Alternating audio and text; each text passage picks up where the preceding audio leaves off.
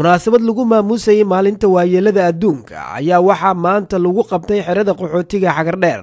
xafladan ayaa waxaa ka soo qayb galay hay'adaha ka howlgala xerooyinka qaxootiga oo ay ugu weyn tahay hay'adda qaramada midoobay u qaabilsan qaxootiga ee UNHCR, mas'uuliyiin ka socda dowladda Kenya iyo bulshada qaxootiga qaybaheeda kala duwan. Intay xafladan socotay ayaa waxaa ka hadlay mas'uuliyiin kala duwan oo sheegay muhiimadda ay leedahay munaasabadan dadka waayeelada, ayagoo tilmaamay in ay dadku isugu jiraan kuwo waayeelo ah iyo kuwo waayeelnimada u sii socda.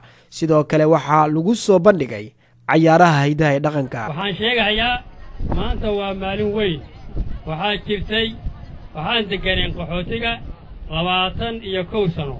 21 sano aan deganayn weli lama samaynin wax la yiraahdo aldari waxa la yiraahdo oo loo dabaaldegay hadda ka hor ma dhicin.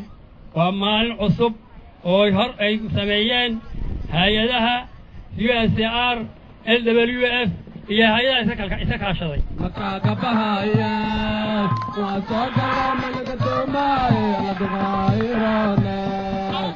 Maxamed Ciise, Honkebel TV, Xagardheer.